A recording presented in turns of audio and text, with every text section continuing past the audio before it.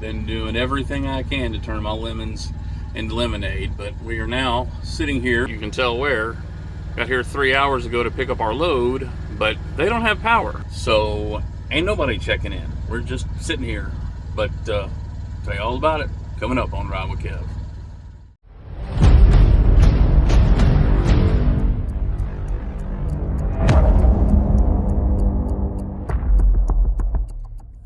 What is going on, you guys? To the new subscribers, welcome in. Usual suspects, y'all welcome back. This one has it all, guys. I'm going to get made fun of on this one. I'm going to show you where I cried on this one. This is going to be the culmination of what happened since we left Portland. And it's a lot to get into. It's a lot to try and comprehend. I'm just a truck driver out here trying to tell them stories about what goes on. These are stories that unfortunately we all deal with.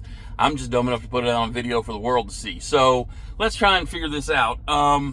We were in Portland, Oregon, and we were gonna run, and we looked for a load, and within 400 miles of Portland, Oregon, there were about 800 loads, and they weren't all real loads. There was just nothing good, and a lot of stuff was loadouts going back to Oregon. And if you don't know, I have my IFTA, which is I pay my fuel taxes, but in the great state of Oregon, they want you to give them $2,000 to prove that you know how to do your IFTA. And I don't go to Oregon that much. So I can go a total of 5 times in a year, and I've already been 3.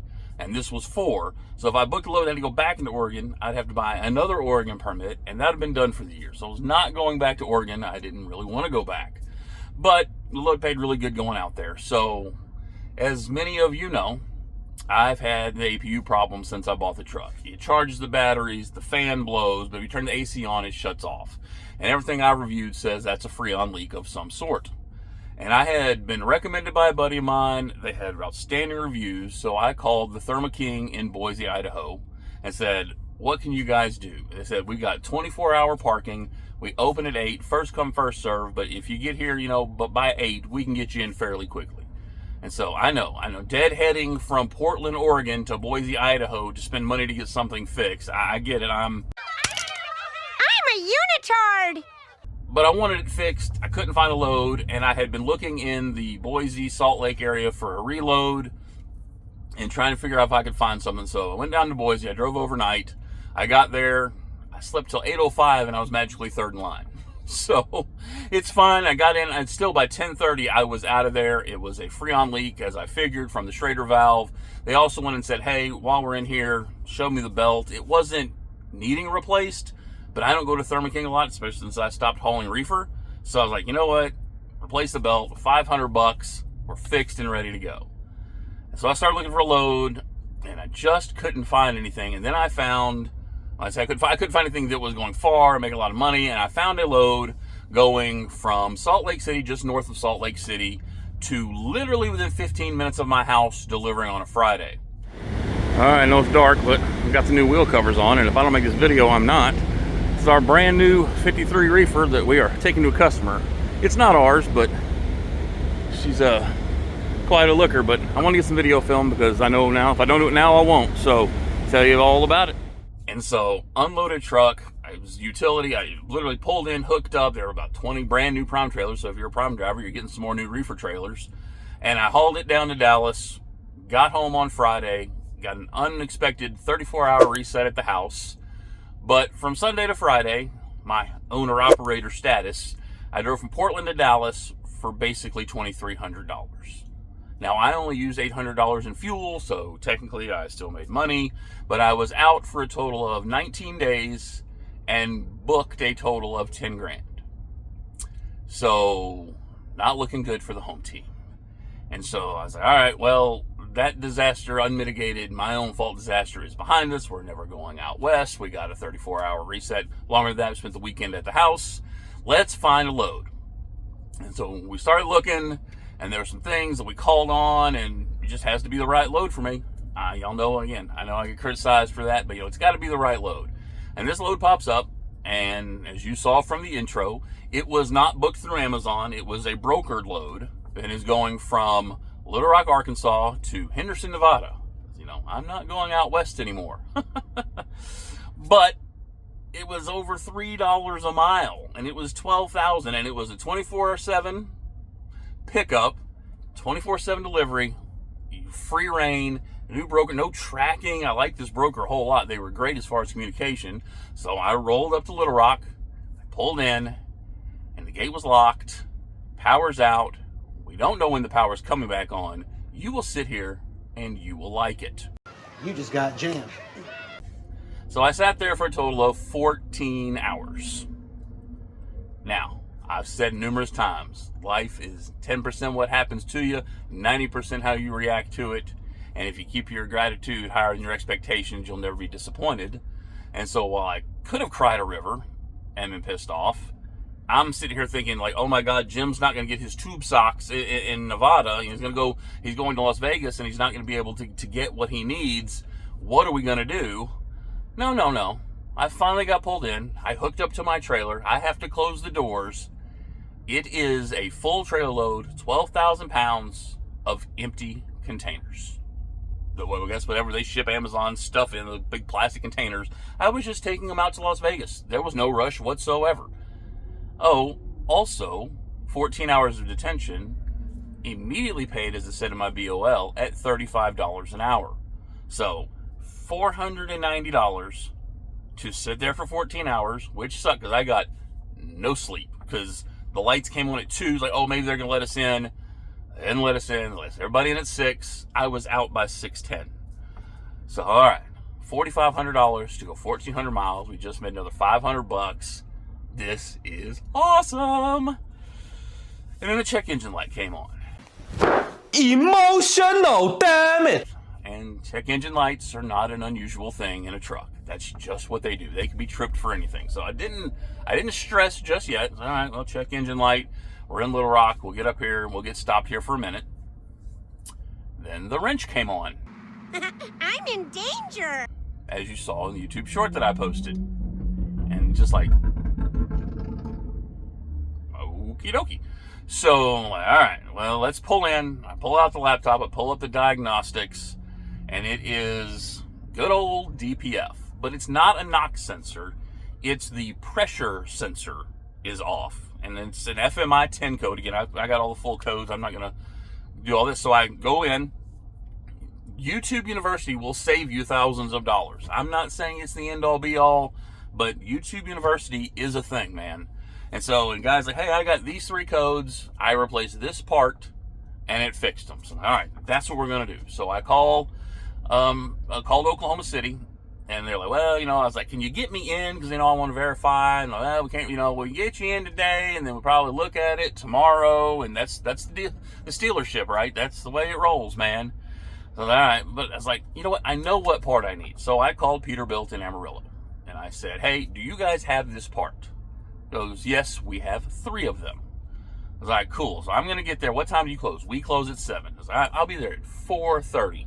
Easy peasy, man. I got this. So, but yes, by the way, I did explain the problem, and it said because it was not getting readings. It wasn't saying the soot level was too high. The truck was not in D rate. There were no stop lights. Everything. I was like, I think I'm good. Your risk, my risk, whatever. Say whatever you want. So I rolled in. I got to Amarillo. And all I got to do is go get the part. So I parked at the Petro, if you've ever been to Amarillo, and if you look on Google Maps, the Petro is here, and the Peterbilt's right here. Well, right here is actually 3/4 of a mile. It's 103 degrees, and I'm not what you would call a slim fella. So I got parked, walked my ass up there, waddled more, got there, said, with last 6 of your VIN, get last 6 of the VIN, here's the part, $281. So $281. Now again, you take it to a dealership, they're going to charge you $500 just in diagnostics. So I'm hoping and praying that this fixes the problem. Waddle the 3/4 of a mile back. I don't exactly fit underneath my truck, so I wasn't going in by the wheel well. So I pull the side off, get under. It's 2 8mm bolts, an electrical connection, and 2 hoses that come off your DPF where it measures the pressure. So I get in there, get it off, get new one on, get the 2 8mm bolts in, get the electrical connection, take the 2 tubes, and they won't connect. You just got jammed. Y'all knew this wasn't going to be easy because I'm involved, right? I look at it, and the one I pulled off and the new one, the tubes are different sizes. What? So I waddle my rear end back up 3/4 of a mile and say, hey, I told the one I pulled, it's like, I got this one here. He goes, it's this one. And he goes, I meant to ask you about it. They did change it right around there. Yeah, you need the big tube one. Now, he could have asked me that when I walked in the forest, and I wouldn't have known, and he didn't ask me on the phone which one I needed. I didn't know which one I needed, so I would have ended up buying both of them anyway. He goes, would you bring the other one back? Well, no, I didn't think you guys were giving me a refund. He goes, no, I mean, you just bought it. He goes, yeah, we'll give you a refund on it. You can be back by 7. It's now 6:15. So I get the right one. Waddle my rear end back to the truck. Put it on. Connect it. It's perfectly connected. It's 6:42. Waddle my fat ass back up at 3/4 of them. I walked 4.5 miles for this part. And I get it hooked up. I've had no sleep. I've just walked 4.5 miles. I'm filthy. I'm dirty. I get a shower. It's food. I'm going to bed. I don't even know if the part fixed it because you have to drive the truck in order for it to clear the codes any damn way. So that's what we're going to do. I get in the truck, start it up, start driving down the road, get about 45 minutes down the road, and the wrench disappears, but not the check engine light. Get pulled into the New Mexico weigh station, go in, pay $47 for my permit, come back out, check engine light's still on, but it never derated. It said 3 faults. Now it just says 1 fault. Wearing out the laptop, and the 1 fault is still for the DPF pressure sensor. So I'm like, all right, I know I fixed the part. We'll get to Albuquerque and see what happens. So get down, rolling down the road, stop in Moriarty, turn the truck off. I open up the computer because the check engine light was still on, and go to the computer, look at my truck, and it says there's no check engine light. Go to my truck, start my truck, no check engine light. And we made it from Albuquerque to Las Vegas. We delivered it at 2 o'clock in the morning, and it took 7 minutes. 7 minutes from check-in drop to leaving Amazon. You can say what you want. That is a well-oiled machine from what I saw, and that could have just been the times that I got there. But we got that load delivered, got parked up. We are in Las Vegas. Now, I had a life before trucking, so I have a comped weekend at the MGM Grand, so I'm taking another 34. I know, you can't make no money taking 34s, but I've already booked my reload. I pick it up Sunday, and I'm getting paid $5,000 to drive 2,400 miles with another brand new empty trailer. It has been stressful as all hell. But let me tell you about trucking. Trucking is not a week-to-week thing. Because now, you guys playing the home game, I'm going to book $10,000 in 9 days. Or I booked $10,000 in 19 days. It varies out here. I knew when I was looking at that Salt Lake City load, I kept seeing loads around Henderson. I knew what was down here.